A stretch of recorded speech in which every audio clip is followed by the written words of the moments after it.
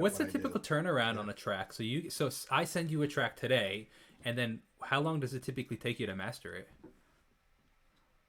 Well, working on a track, I mean, generally we spend about an hour on a track. Half an hour, is kind of, if you do an album, you kind of focus on like half an hour per track. I like to just play the track a bunch of times and really vibe to it and see how it speaks to me. And then when you're doing a whole album, like each individual track might have a different color, a different sound field, a different vibe. So as you work on it, you may go back and forth, like tweaking and like adjusting. And it's just something that like you're either into this or you're not. You know what I'm saying? It's kind of like nitpicking on sound and like adjusting things. So it could, most albums take like a day to really work on. Like we'll work on it. A lot of times I'll go back the next day and listen to it again and just be like, maybe I need to do this, or like it could be weeks later they add one more song and then I'll be like, oh, the third song I have to Yeah. fix now. I'm actually doing that with an album right now. Is they just gave me some new tracks and I'm already going back to the stuff I've done already and retweaking that because as as it goes on, it's not when I started it had this vision and now I'm changing it to match the rest of the Yeah, music. and the beauty of your job is you got to hear music way before it comes out. So Oh yeah. A lot of times when something comes out, like all of us here are kind of like, oh my God, I don't want to hear that track anymore, because we've been working on it for so many times, or there's been like, I've done a couple records in my life where there's been like at least 25 recalls oh on the my mix. gosh. Yeah. So that means probably like two or three EQs for each song. So it's just something like, you never want to hear the Oh, I song hear you. again. Absolutely. Good. You're just completely played out on it. I love that, man. That's so funny. So, I've seen photos of the studio that you work in on Sterling Sound's website and on your page on it, and even on your Instagram. You have some sweet gear, and a lot of it's, I mean, all of it's analog, right? No, I have some analog gear, but over the years I've kind of gone from analog to just in a That box was my follow up because question. of the Okay.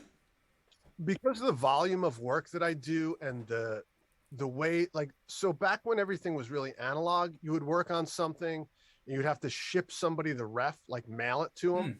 So it would take, a day or two for somebody to get it. They'd play it. They'd have to listen to it a couple times. They'd make notes. They'd get back to me and they'd reschedule like new mixes or changes in the mastering. And today, like somebody will send me a file in the morning. I'll work on it. I'll send it to them in a couple hours, and then they'll have notes from me in a couple hours. So a lot of times too, they want me to stop what I'm doing, go back, make a tweak, and then resend it. So I've worked on songs where I've made four, recalls Yeah. in a day on a song because of the ability of sending stuff, over a That's server. fascinating. So I guess my follow up question, which you've already answered, is like, what are your thoughts on analog versus digital? And the fact that you've moved over a majority of digital actually speaks to that answer. That's fascinating, man. So what are you mixing in then, or mastering in? What program do you? I use I use my DAW is called Okay. Sequoia, and basically here we either use Sequoia or Pyramix, and it's a personal preference thing. Just a couple guys here use Pyramix, I use Sequoia. Um, I just like Sequoia came out before Pyramix, so I was using it, and I didn't feel a need to switch to Uh huh. Pyramix, so I just continue using it, and the plugins that I use all work with it So what really kind of well. plugins are you using? What kind of brands, if you're able to talk on that? Oh, sure. I mean, I use Isotope. I use all the like. There's no secret in like what the popular stuff is. Fab Filter, Isotope.